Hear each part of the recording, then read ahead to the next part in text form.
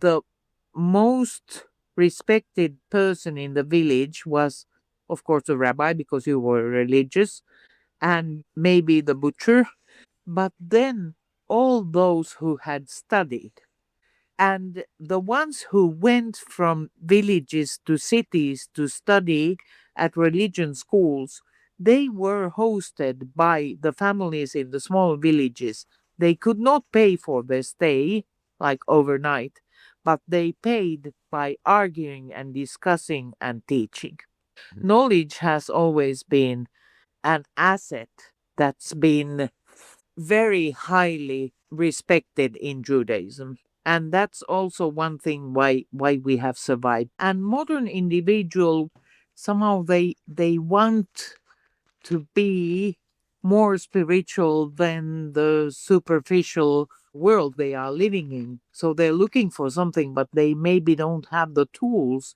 And we are there as modern people of faith to give a right direction, but with the ability to be an individual and decide for yourself. Laila, welcome. Thank you. Exciting. We haven't done any religion, mostly maybe stupid jokes about religion that I like to make. Can I go directly into the question I wanted to ask rather Of than course. we'll do warm up later. We'll start with a tough one. Okay. So I'm not gonna pretend to know what it feels like to be a girl or a woman, even in the modern world, but let alone in the 70s or 80s when you grew up, I guess. But I'm just gonna go ahead and guess that for many people, religion and religious authorities weren't exactly the place where many girls and women felt like they were being listened to or accepted. So for you, how come you found a home in that? Because you would think that, especially for women, it's not exactly welcoming. Not just Judaism, I'm talking about maybe all of them. First of all, yes, you're right. It is extremely patronizing from a male perspective to be a Jewish woman and to try to have some kind, or I'm talking historically, try to have some views, but maybe it was the small rebel in me saying that if you can beat them, join them and then beat them. Okay. Yeah, that makes a lot of sense. But it was a long journey, so you becoming a rabbi is quite recent. You were always a leader in the community and always involved, but this is very recent, right? Yes. Actually, it's a question of knowledge. It's not a question of rabbi or not. I'm not lazy, but I like to do things smoothly. And this was the way to get some kind of written document that I really know what I'm doing when I'm educating people about religion. So for me, like the title rabbi is more as in the historical perspective of being a teacher, not a congregational leader, and especially not one who concentrates on leading prayers, traditional prayers especially. Becoming like having a paper. My my background is in finance and management, and it's of course very good to have a rabbinical paper when you can manage and know finances, but I mean it's totally different, and it's some kind of a hobby right now to have a spiritual way also to lead, to teach, and to show that even in modern world we can be relevant within religions. Yes, and I suppose in the community aspect of a rabbi's work, some business education is useful. Yes, absolutely. And then again, there is this you mentioned dirty jokes about religion, and there are many jokes about rabbis who really know how to calculate, especially when the monies end up in their pockets. But I'm not one of them. I'm more like for the love of the trade. I do it so that more people would find relevancy in a spiritual way of thinking instead of just me, myself, and I. I see.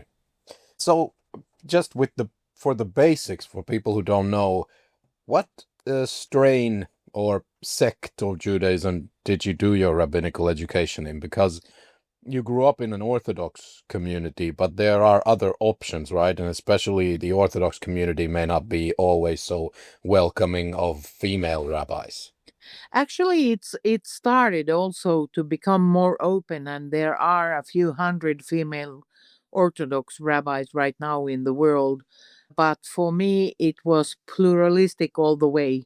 So, I mean, everything goes as long as a little Judaism is better than no Judaism, but the Judaism you have should still be based on facts and the religion, not only culture, traditions, food, jokes, film, whatever.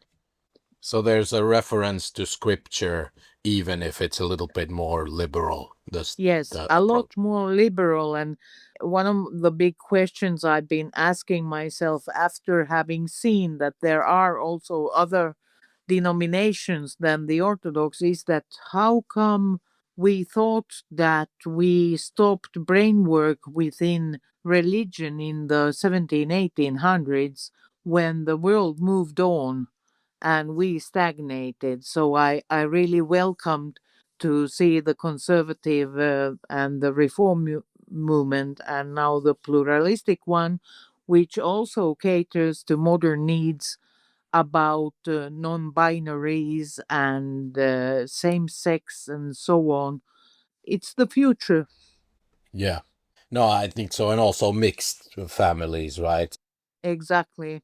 The rabbinical school I attended, actually, it was a prerequisite that we had to sign that we will be willing to, for example, officiate weddings between couples that are of different religion and also same-sex couples and so on. Yes. And with mixed families, you may not always want to push to the other side of the family the most stringent, ancient version of again, not just Judaism, any religion and culture. If it's new, you may want to be a little bit creative with how the mixed family approaches it. Exactly. And actually, if you think about the scripture, it's not very long. And it's of course not very straight either. There's a lot of like tautology and things happen in certain ways, and there's references made to something that happened a long time ago. And then there's like 75 meters of explanations of these scriptures. So we have never stopped explaining, which means that we do not stop explaining now either.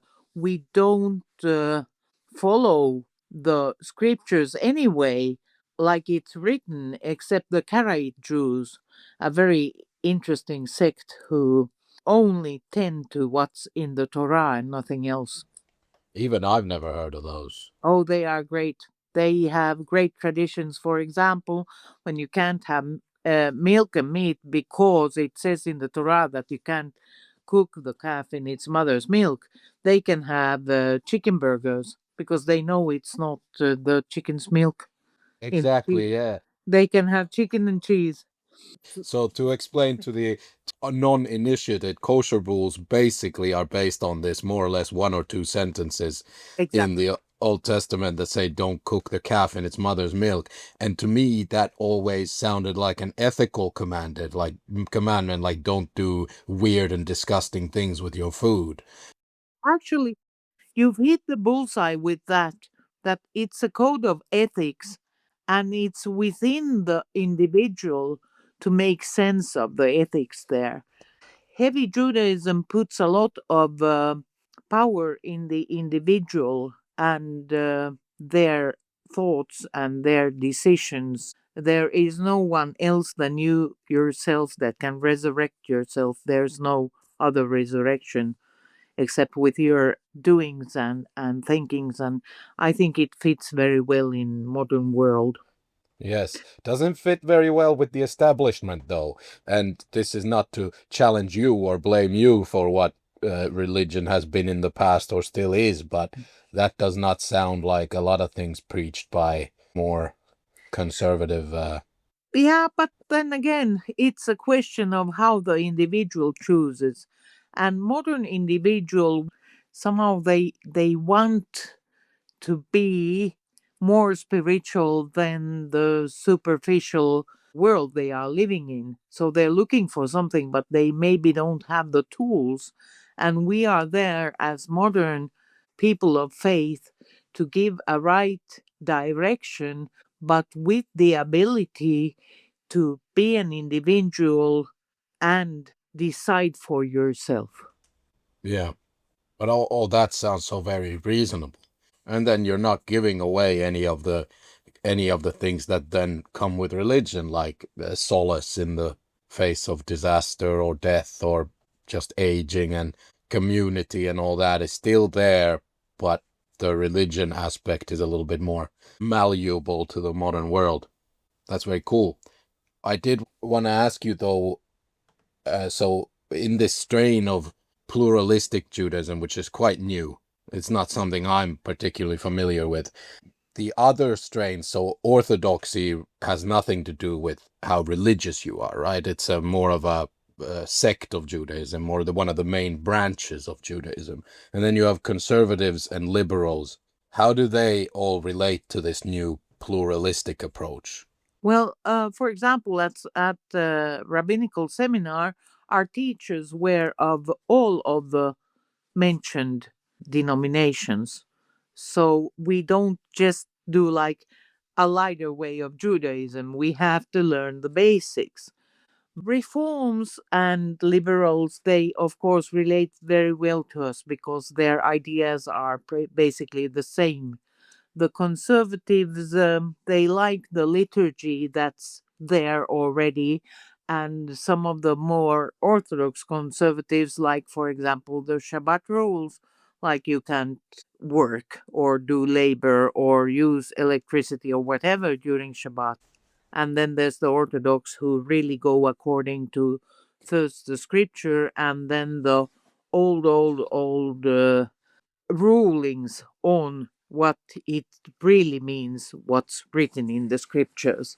So we are like modernists, and we stress a lot the individual thinking and the way that religion should be a good part of you, not not so that you get overwhelmed by something.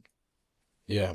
Well, the reason I'm asking is that some of the very, very orthodox traditional rabbis who I've come across in my life would say that if you start diluting it, that's the end of the road, as in that's the beginning of the end. That the reason this culture and religion has survived, and I guess we don't have to mention, no one's that uneducated in this audience that they don't know what we mean, that has survived severe disasters one after the other over a couple thousand years, is that they never diluted it, is that the traditions and the scripture stayed the same, and there was always this reference point.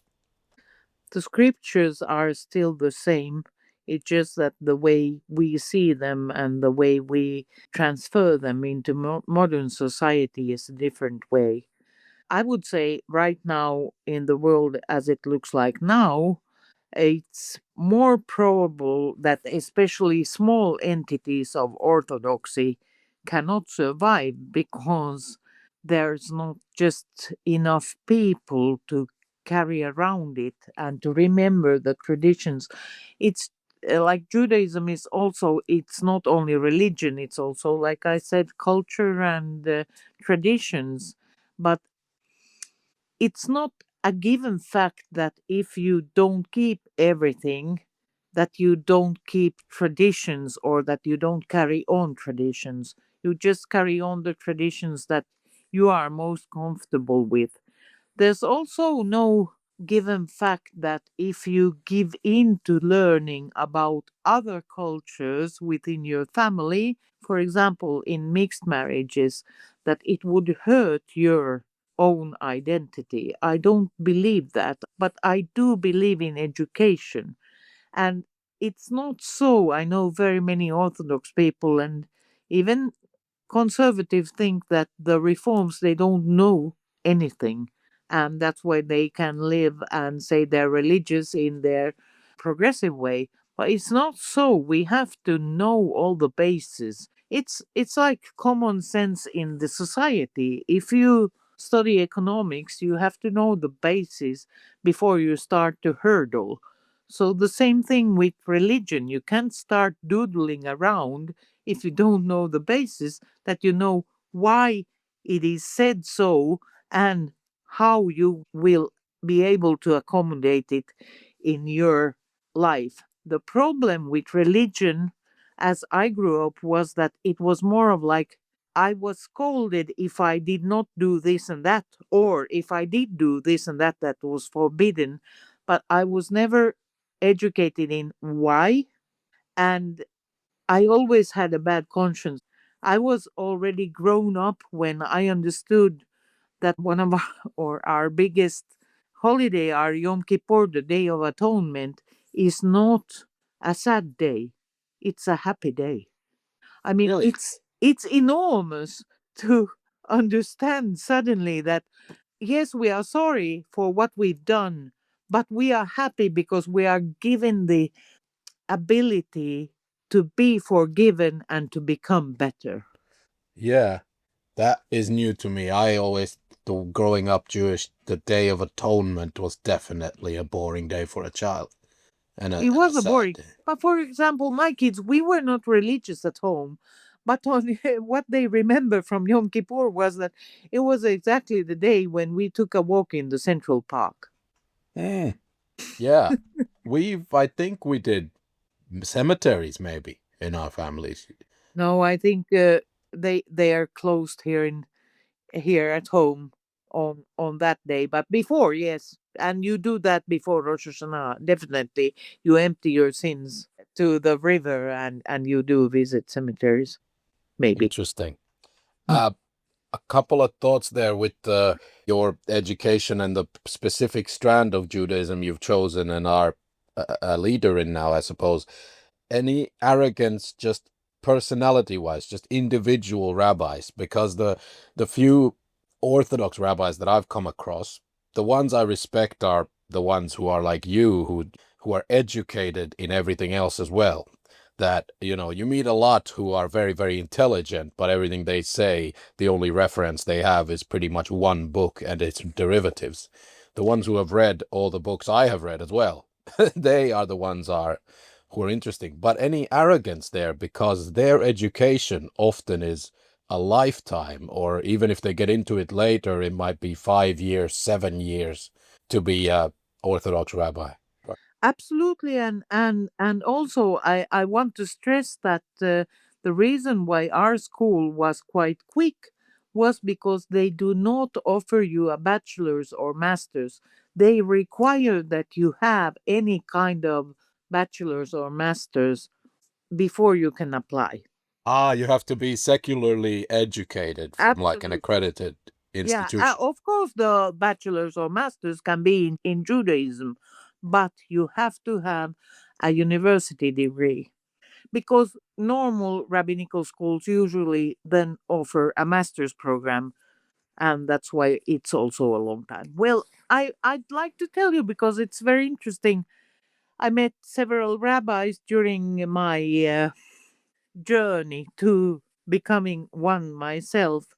I had many Orthodox Jews who thought it was a fantastic idea that I become a rabbi.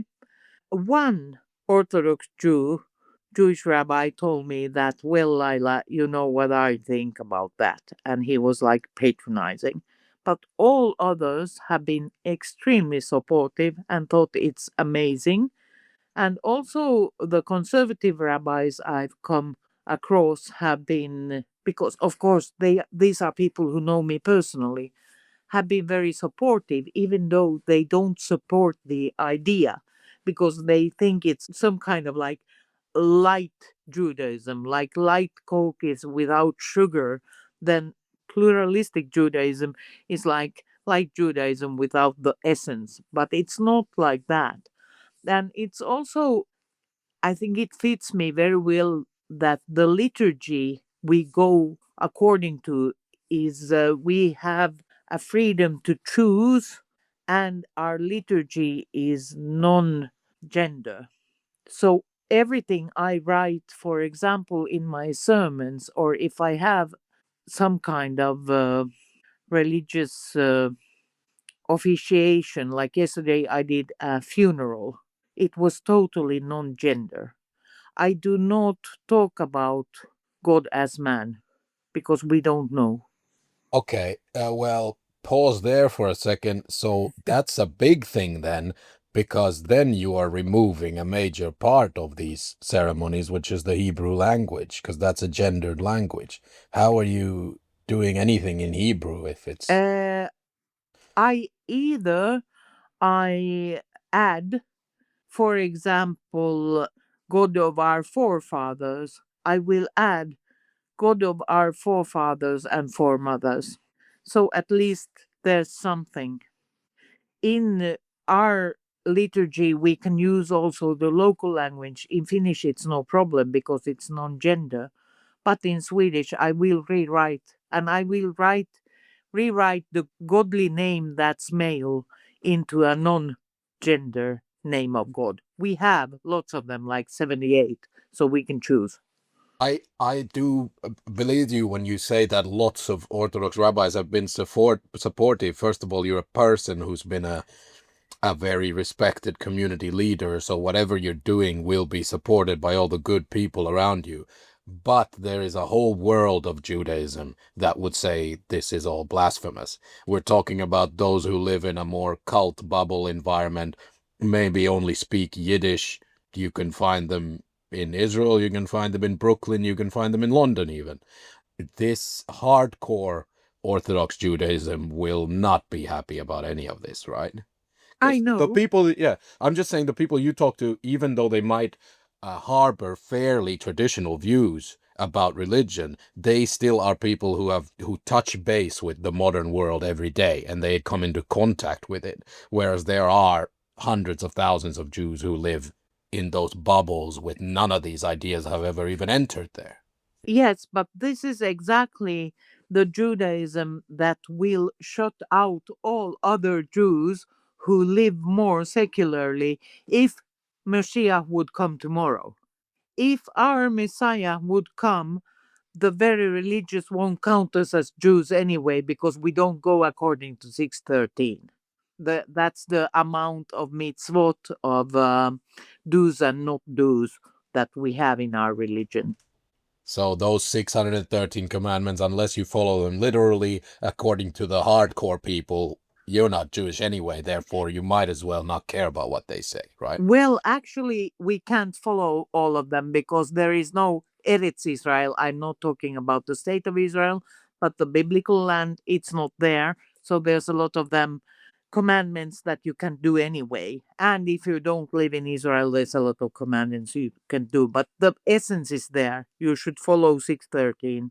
And in my religion, there's two that go over all others. One is Tikkun Olam. We are here to make a better world. It's our duty. There's a very nice saying, a story, that when God created the world and Shabbat, the day of rest, was coming in, he sort of didn't finish the work. He created humans, but he didn't finish the work. And it's our duty as humans to finish God's work. So that's one thing.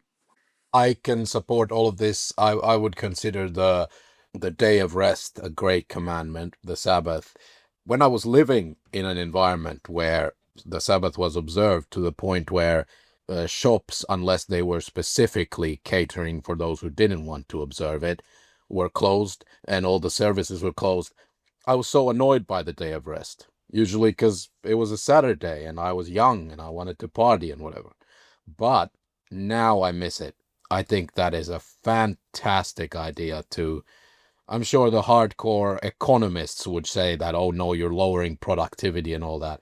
I don't think so. I think it's the thing to put all your, especially with mobile phones and technology, put it all away for a day and actually have meals with your family and friends who all walk to your house from their house. And the walk becomes a tradition too, and time together. That one, I think, should be number one. That is actually something that I teach when I go to schools and teach about Judaism and I talk about the Sabbath. I tell them that now you won't relate, but tell me in 20 years you will remember the old hack who was here and told us that keep one day 25 hours for yourself, be your own king.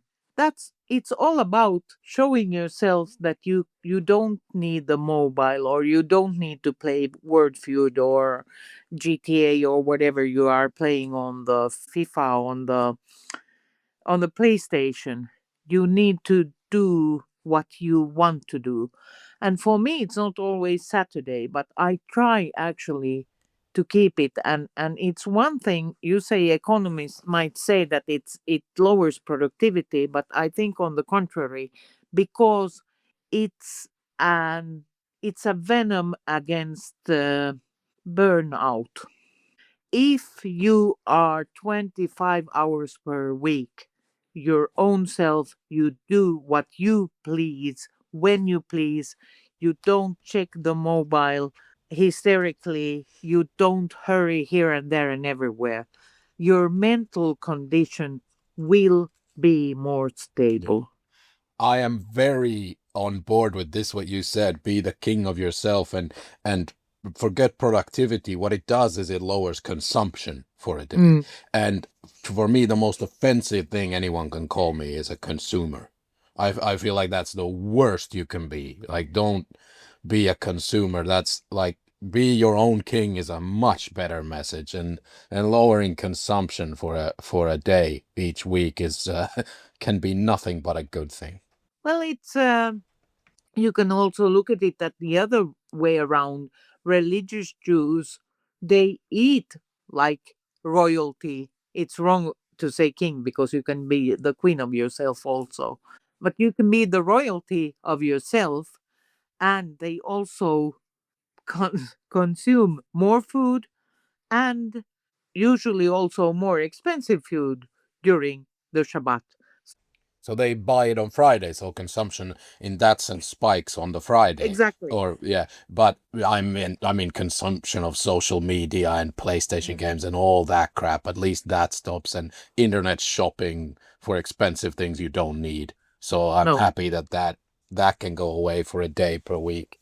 But there are many progressive Jews who do not keep Shabbat as with the rules. Hmm.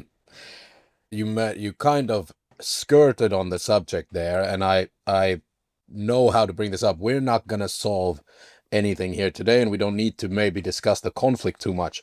But this land of Israel concept, there's no point discussing any aspect of Judaism without that, because it is a hugely central tenet and always has been for thousands of years, is the connection to this real estate in the Middle East. You are practicing and now as a rabbi and previously just as a Jewish woman outside Israel. Right now, how can you, in your community, talk about this land of Israel concept without it immediately becoming related to the modern state and the conflict and so forth? In a religious way, as a very reformed one, we don't relate to the land of Israel as much within religious ruling as the Orthodox ones do. I have never in my life said that Israel as a state belongs to the Jews because of the land of Israel. It's been more economical and political from the 1800s on, and buying land and so on. The whole conflict right now, as it is, it's a big political scandal for the state of Israel, and it's a big burden on world Jewry because so much anti Semitism has risen. And also, we are helpless in not being able to have an impact on the strategies the state of Israel choose when they do. It's the same thing as, for example, the Holy See, the Vatican. If there's something going on in, let's say, between Argentina and England in the 90s, there was the Falkland War. There was no one who blamed the Holy See or the head of the Anglican Church, or the Anglicans, or the Catholics. It was a political thing, and I don't get it that people don't understand that even though Israel is a Jewish state, the world Jewry has very little say in the political leading if you don't live there and have a voting right. Yeah, a couple of, yes, of course, a couple of thoughts about that. Yes, when the Vatican's hiding pedophiles and stuff, that scandal started coming out, I don't remember people blaming the random Catholic neighbors in Buenos Aires or something for that. So there is a fair point there that Jews outside are very different. The state itself obviously has always grappled with this idea. They want to be a liberal democracy, in which case you have to do things that are not good for Judaism, arguably, or Jewish people, because there are other people living there. But they want to be a Jewish state as well, in which case the rabbinate always has too much power and does things that are undemocratic. And there are groups there that would like it to be more so and be much more undemocratic. Maybe some of those culty bubbles that we discussed earlier. But it is a huge, how would I say, a huge intellectual challenge for when you start getting into Judaism, especially if you want to be a rabbi, is how to relate to the modern state and how to relate to the land and its sort of religious implications. Absolutely, and it's a very interesting dilemma. I think it's a magical question is that would you like to reinstall the burn offers if the temple is rebuilt? I mean, a progressive, a reformed Jew, a pluralistic Jew will never want to reinstall this. Never Yeah. ever. And Burning goats is not basically in our Orthodox Jews hobbies. would Yeah. like, yeah. Yeah. And there is liturgy written that you can read what was supposed to be done. And I think and I hope we get the third temple, but I surely hope we don't reinstall burning offers. Hmm. Well, the third temple would have to also maybe be on a different location, because I believe there is another religion's quite important temple on that site right now. Yes. And it's a nice building. I don't think anyone should ever touch that. It's a beautiful, iconic building in Jerusalem. For me, it never really mattered that it wasn't a Jewish temple, the Dome of the Rock, I mean, and Al-Aqsa and all that. Yeah, interesting. What about you? I mean, was any of your rabbinical or religious education in Israel, No. or where was No. it? It basically in America online and in America, but we did have a chance to study Israel, Jewish history, Israeli politics, the Arab-Israel conflict. We had everything on the tray, and then we had some that were mandatory, but none of these were mandatory.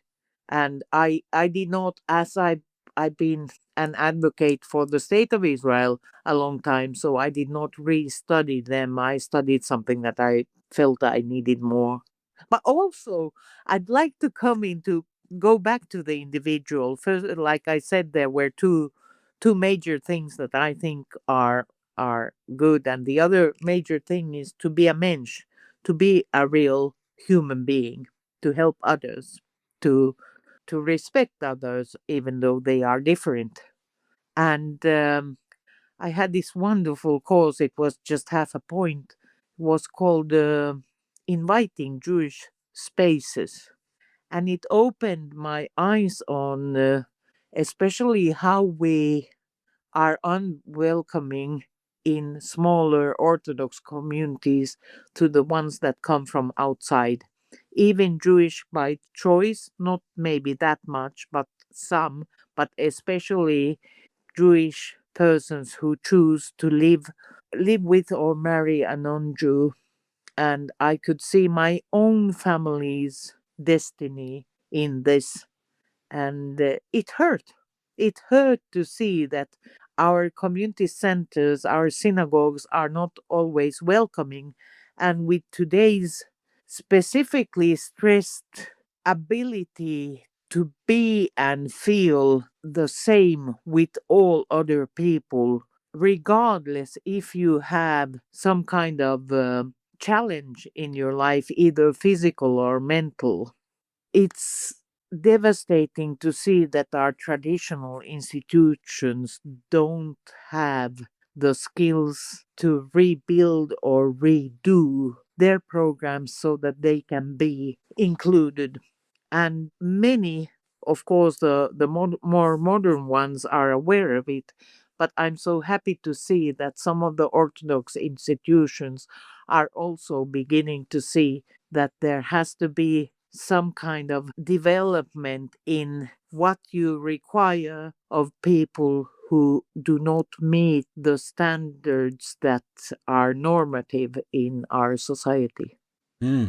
Interesting. Yeah, and that's certainly not, again, not something religion has had as a strong point, in my opinion, historically. It's Judaism, the one we know best, but others too.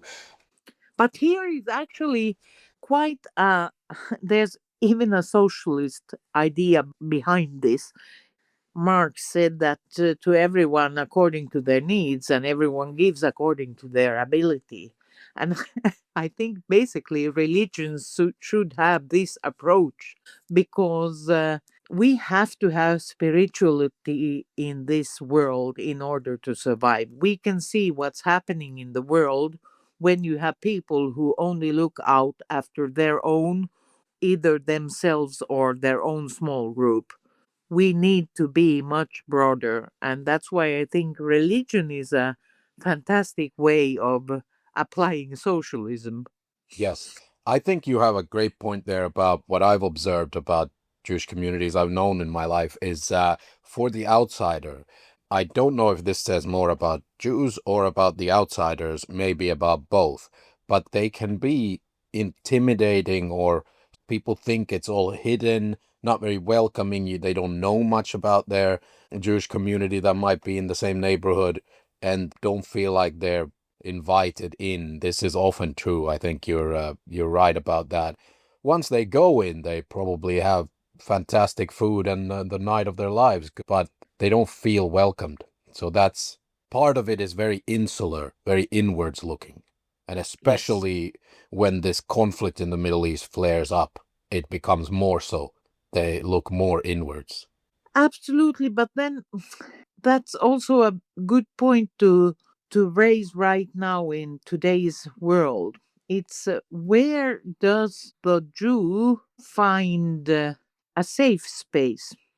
It's not a given fact that you can go to your old friends and feel safe if politics come up, because it's such a huge question. I don't mean even the Israeli Palestinian conflict as such, but some phrases that are risen by that. For example, from the river to the sea. People do not understand that it means all Jews. It also means me, Laila, Rabbi Laila, who lives here in Finland, and I'm your friend since 25 years back.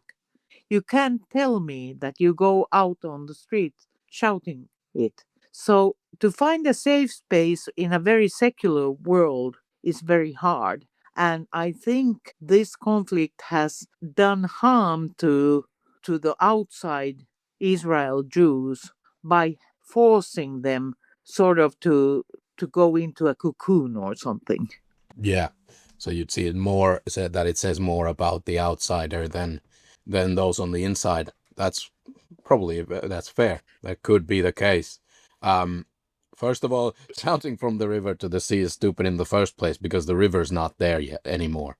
It's a sad little dried up stream, the Jordan River, and they're all running out of water. Jews, Muslims, Christians, Druze, Bedouins, whoever lives there, they're all facing a water crisis, for example, which they will have to tackle together.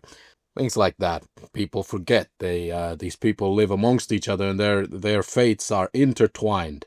From the river to the sea is a slogan for the destruction of one side, so that you can achieve what exactly? Exactly. So I mean, it's hard, and it's hard to see on social media if and when I post something about the conflict that's fact checked, that there are so few people who hear with me or who listen. But that's life, and I guess we just have to live with it, and we just have to, by our example and by our deeds and not deeds and our opinions and by education, try, and we are losing the PR war, but let's not go into it. Yeah. I never understood when people said to me that the extreme right and the extreme left eventually are the same thing, until really now recently, when taking the other side, let's call it, in this conflict, and often in a very extreme way, is very much a malaise of the hard left here in Europe, at least. Absolutely. And certain professions who very left-wing people gravitate towards. I heard recently that in a major city in England, the child services, the social services, basically the environment for Jewish people is like Germany in the mid-30s. That they cannot say that they're Jewish, they cannot bring it up. Even though diversity, equality, and inclusion, all of this is a very big thing in those professions, very left wing, so they'll bring that up a lot. The Jews living in their city are never mentioned as a minority that should be protected or remembered or celebrated in any way. And if they are, people immediately start talking about Palestine, which has nothing to do with their Jewish neighbors. I mean, meetings that should be about child protection end up being about how money can be funneled to a conflict in the Middle East that has nothing to do with the children in their city, and to one side only. Yes. And the rise in anti-Semitism, it is very, very worrying. And to me, it doesn't bother me because I don't live a particularly Jewish life. People in my daily life probably don't know or don't care that I am. But it bothers me because it's stupid, because humans seem to repeat the mistakes from their past and learn nothing. It's true, and it's true what you say. I love the way you say that other minorities, because we should be able to celebrate all minorities.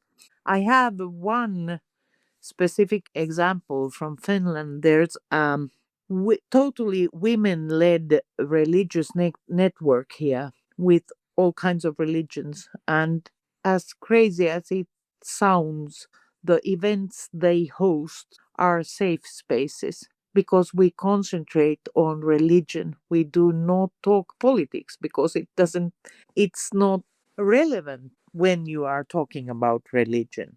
Like you said, the Vatican and Argentina, like they're far apart. And they are much closer in many ways than Jews in Europe are to Israel, because at least the Vatican does run the priests around the world, Yes. and the institution of the church is actually much more related to what happens in a Catholic community in the outskirts of Buenos Aires, for example. There is not usually, at least normally, the case is that there wouldn't be any kind of Israeli representative on any kind of board of a Jewish community that represents the interests of the state of Israel. No. Yeah, exactly. That's true. But then again, we can see the rabbinate trying to be extreme. Hmm. Let's not go into that. No, I mean, they're trying, and especially, yes, of course there is. I'm not saying there aren't people who do outreach work and some of their Mm, ideas may be extreme or very traditional, but that's outreach work. They don't have an official capacity usually. exactly. So yeah, it's hard to find a safe space. And anyway, we are only discussing religion, and I have never seen I've never attended a Jewish school before I went to the rabbinical seminar. I don't see the harm in knowing more about other religions because it gives you insight. And actually, I see it as very welcome to be as diverse as possible, because that's how we evolve, through diversity. That's how the world evolves. It does not evolve if we keep on sitting in our small cocoons and never interact. Yes. I mean, that's a great message. Can I pivot to something fun here? We had a person on here who only wears orange. Did you know that? No. And Was he Hare Krishna? they were a artist in Okay. Cleveland. Nothing religious about it. A very interesting conversation. More, I think, initially a bit of a trauma response to trauma and lost identity. And they said they lost the color in their life and it had to be regained. But yeah, really interesting conversation. But anyway, you are here to represent pink as well. PinkRabbi Laila is your social media. We'll put that all in the show notes so people can find it. Fun, accessible religion. Is that roughly how you would describe it? Yes. Okay, good. So, And relevant to modern people. yes, relevant. So, why pink? Your house is pink. All the items you own are pink. You only wear pink. How did this come into? Actually, yesterday at the funeral, I had black, but it had pink flowers, and I had warned that I will wear that. It's a trauma for me too, but it's not a trauma that I would have lost the color in my life. My life has always been extremely colorful, even too much so. If I would not be a rabbi and maybe have studied economy, I would love to be part of Designers Guild, because that's how crazy I see the world. When I was young, I had a very strict, I grew up in a strict home, and I don't know why, but my father did not like pastel colors. So I could never have anything light blue, pink, no like mint green, nothing. But I could have, for example, strong yellow or strong orange, red and green and black and brown, but never bright colors and never stripes. I'm a bit overweight, so I could never at least have stripes that were horizontal, never checkered, and always very strict. I remember I was 5 and I wanted sneakers that had flowers, and instead I got a pair of brown leather shoes.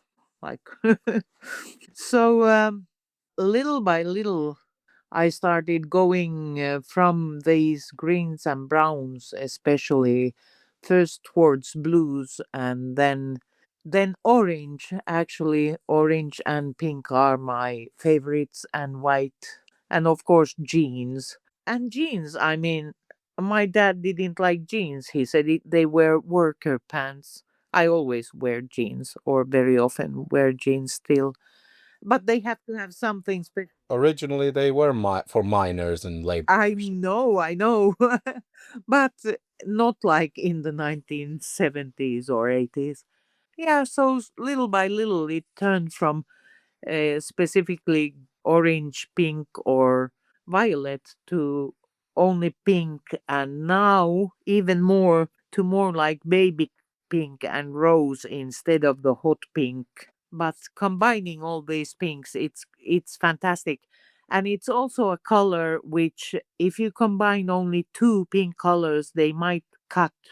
But if you have five different pink colors on you, then it's okay. It's like the United Colors of Pink, Benetton, 50 Shades of Pink. And the funny thing is that my husband has, his ego is strong enough that he doesn't care. He doesn't mind that our soda stream is pink, or our toaster, or our refrigerator. He, A couple of questions. What was the hardest item to find in pink? Because I can see your television is black. yeah, I didn't even try. Um, One of the funniest things I own in pink is a globe. You know, the old fashioned map that's round. Well, I have a pink one. Is I there think any it, booze in the globe? no, no, it's Mm. just a small one. Just a small one. Um, it's hard to find good quality pink toilet paper, so I go with white. Ah, okay, fair enough. There are some brands, I but forgot. I forgot to ask the orange person about toiletries. That's a shame. yeah. Right. But not everything is pink in my life, and I think it will never be, even because quality goes first and color second Yeah. in many things. This started. You said a strict upbringing. Is it common for Jewish people in Europe to have like a stricter household? Do you think? It's a very interesting question, and I obviously did not grow up in a Holocaust household, but I do know when I was young that my friends who were second generation, their parents could be extremely strict. And they were scolded that they should be grateful because when the parents grew up, they didn't have anything and they didn't have the possibilities and they didn't have enough food and they didn't have clothes and so on and so forth. In my case, it wasn't that. I don't know. Maybe it's like when you first become a parent, you think that I won't do the same mistakes as my parents did. First of all, it's in your spine and you have to get it out from there and it takes ages. So if I would have kids now, they would have a totally different upbringing than my kids had. That's one thing. And then second thing is that you want so much good for your children. So much you want to give them everything, but it's impossible and it's impossible to be a perfect parent.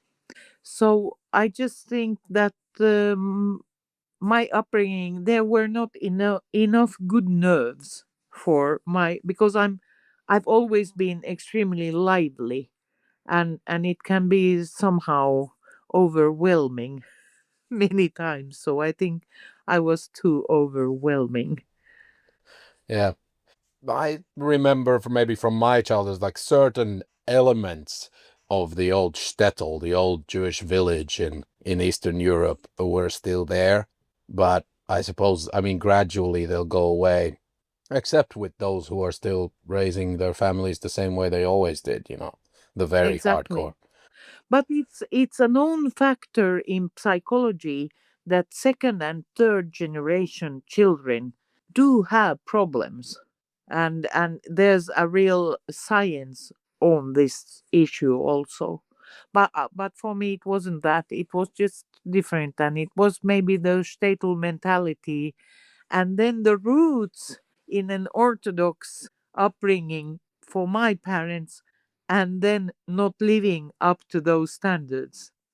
My father's latest wife called it food Judaism, gourmet Judaism, that everything circles around food.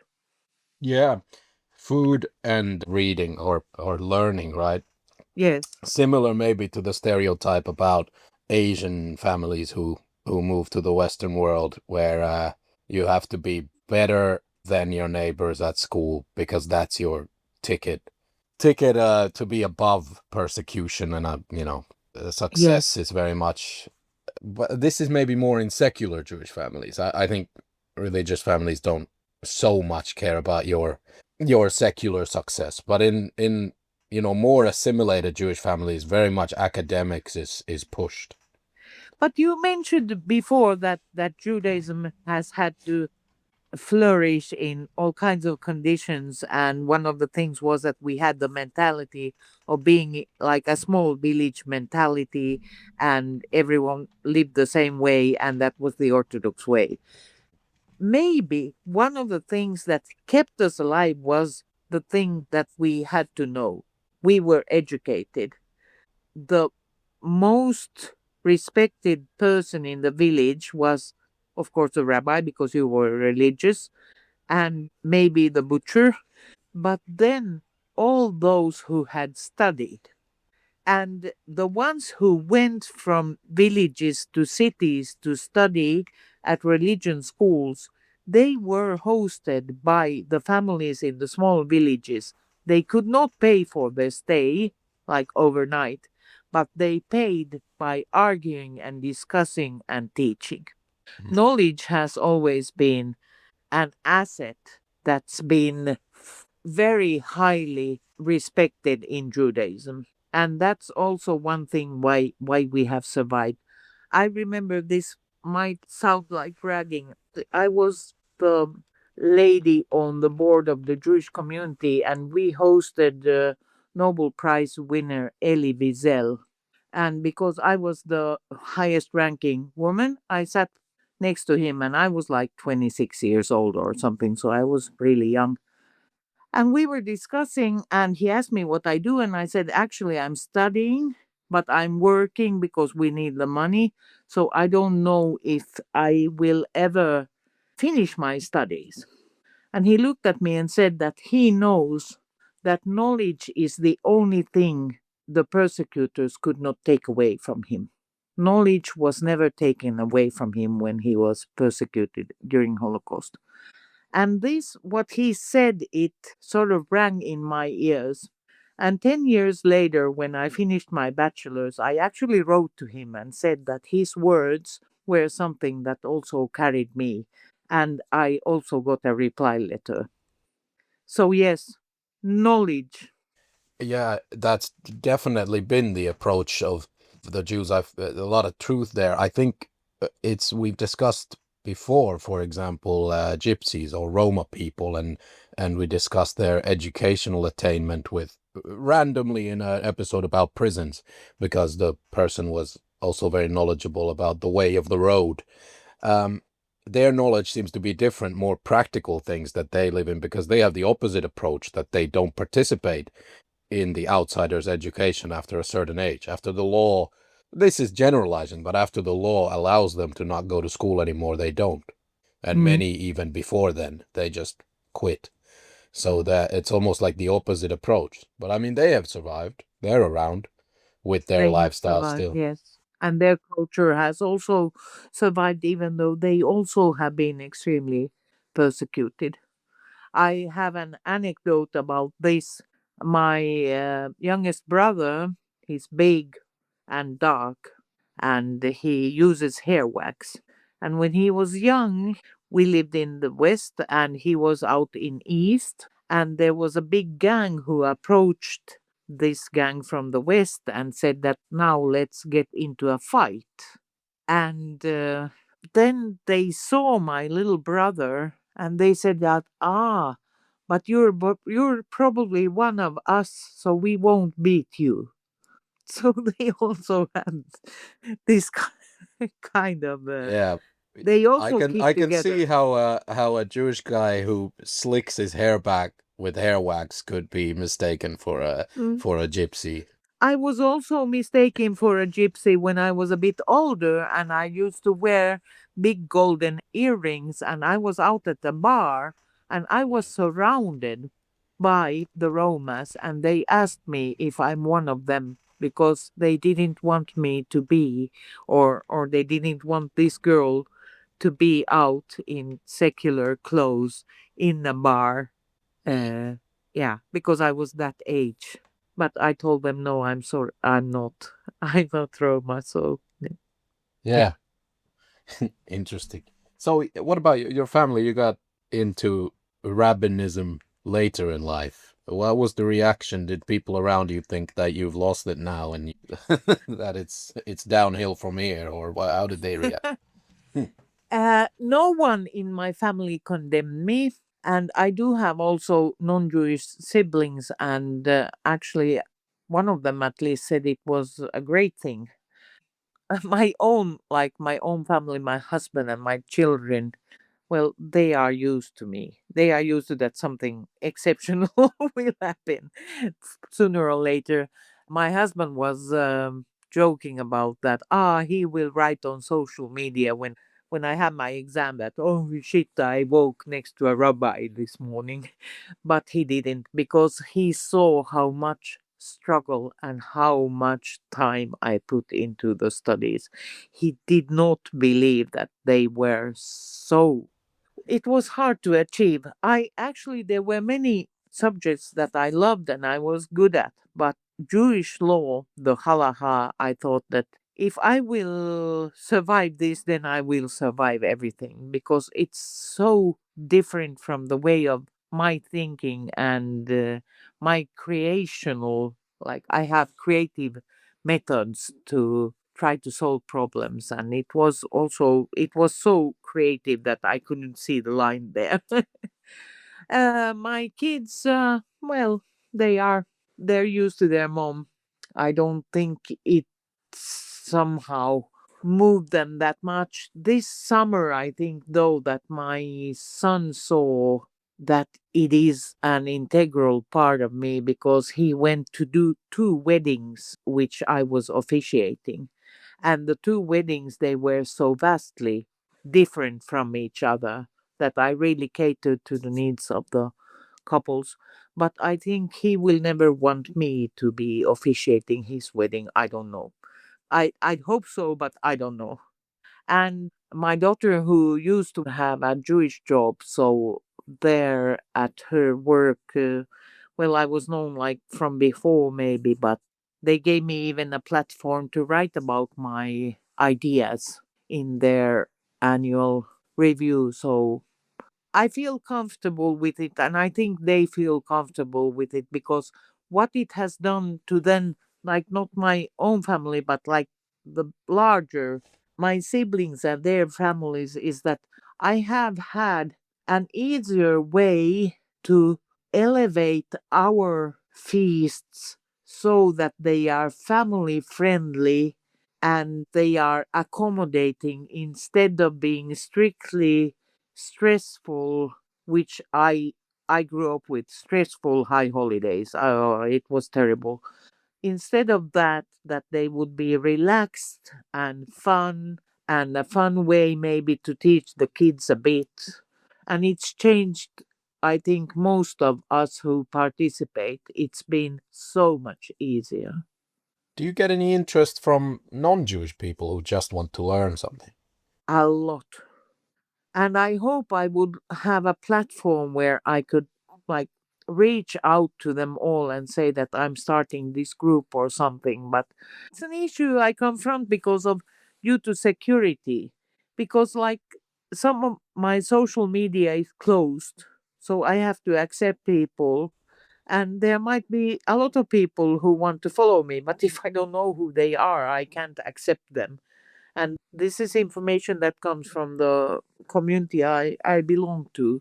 So I would love to teach them, and I've been going like 15 years to one of the best colleges in Finland or high schools to tell about Judaism. But yeah, I have a lot, and like at parties, people might ask me, and then they sit with me 1.5 hours and discuss religion. So yes, I get a lot of interest, a lot. That's good to hear. Yeah. Um, I'm gonna challenge you here for the end because we have either serious or funny public service announcements at the end. For you, can we have some actual scripture that would somehow relate to your message about Judaism and just humanity in general? You mean that something you actually find in the Torah? Yeah. I absolutely, and it's crazy. It's so crazy, but it's to respect your father and mother, and it goes for teachers too, because they do hell for you from start to end, as long as you have a good teacher or if you have parents who have the capability. Not all parents are capable of giving so much, but if they do, they give hell for you and they do hell for you. And it is stated that you have to respect them. And I don't mean you can't challenge them or you can't be of different opinion, but there has to be respect. And it goes for the whole world. It's not only for father and mother. You have to respect your neighbors, you have to respect everyone. But the essence is respect your father and mother. Fantastic. By the way, will you officiate a wedding anywhere? Will you Yes. fly to one? Yes, and actually now I have a friend who might want me to come and officiate to Orkney. Wow. The Jews in Orkney. Well, the wife to be is non Jewish and from Orkney, from a very old Scottish heritage. How fun. That's really fun. Orkney, well. And I do have officiation rights, like really stately officiation rights in Finland and Sweden, but I can do anywhere. The Jewish part, of course. I was once friends with a rabbinical student. I still am. He's a rabbi now in a big major city in Europe. And he, when he was doing his studies, I knew him and we were friends. And my favorite bit was, it's not scripture, it was some rabbinical commentary. It was one of the big rabbis was proving that God is not omnipotent by saying, well, can God make a man ride a horse and not ride a horse at the same time? That's fantastic. And that's typically discussions that you will find in scripture. Do you know what's a fun fact? In the Torah, when you say or when you read, and he knew her, it means that they had intercourse. Ah, even better. You've gone to the top here. At some point I'll put on the website of the podcast. I'll put a ranking of these public service announcement at the end. That's great. That's fantastic. I didn't know that. He knew her, meaning he knew her intimately. Yes, And this is known fact that that's what it means, or yes. is it a consensus? No, it's a known fact basically because that's what. Yeah. Oh, amazing. Thank you so much, Laila, for your time. This was very Great. entertaining. Thank you, Danny, for having me. It's been a pleasure. Yeah. All right. What's the next Jewish holiday, by the way? Rosh Hashanah. All right, that's the new Actually, year. Shabbat, it's tomorrow. Shabbat comes every week and it's considered the most important Jewish holiday. Then there's Yom Kippur, which is the most important Jewish holiday, but it's just because it comes once a year. So it will, if that falls on Shabbat, the Yom Kippur rules rule over Shabbat. There are very few holidays where that happens, but Yom Kippur is one of them. And coming up is the Jewish New Year, which anyone who wants to feel what it's like, buy some apples and some honey and dip the apples in the honey, and you've more or less done it. Right. Yeah, and then count the seeds of a pomegranate. Our Ah. tradition says there's 613 of them. All right. Have you tested this?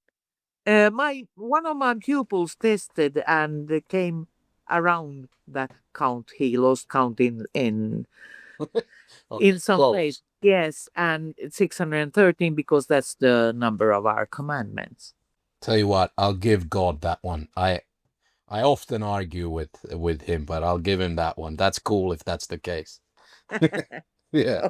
All right. Thank you so Thanks. much, Laila. Thanks. Bye. Bye.